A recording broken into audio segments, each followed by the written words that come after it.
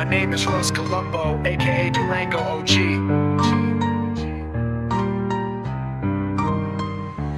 Organized labor is a no-brainer, and that's the way it's gonna be.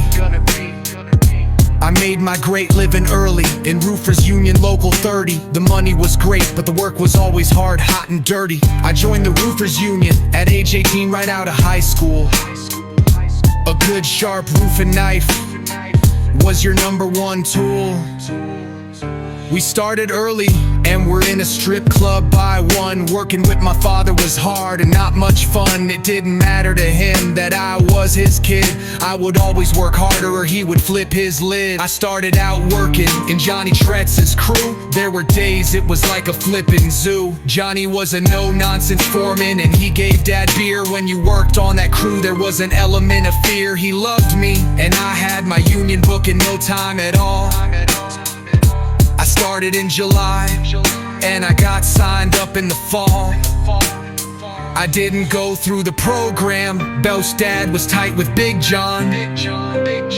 John McCullough's word was final, and like a magic wand, John was tight with Angelo Bruno.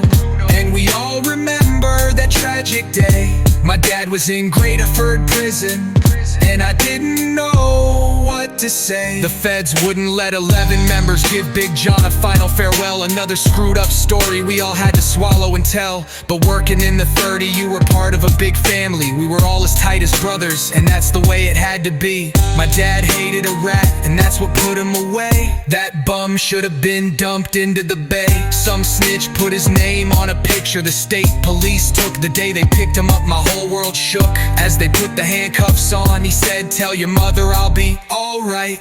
For my entire family, that turned out to be a long sleepless night. I was a foreman on the job where Bobby King Cat died. It was a Monday morning and every guy on my crew cried. I crawled into a bottle and I couldn't climb a ladder for a week. OSHA called it a freak accident, but some reason the answer I had to seek.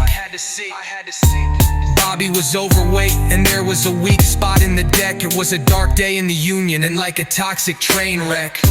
On positive note, the 70s and the 80s were my heyday. Then the feds stepped in as Al pinched pennies and all Al could do was pray. I'm retired and live in Vegas, and I hope the old roofers are having fun. Believe it or not, guys, I no longer have to even carry a gun.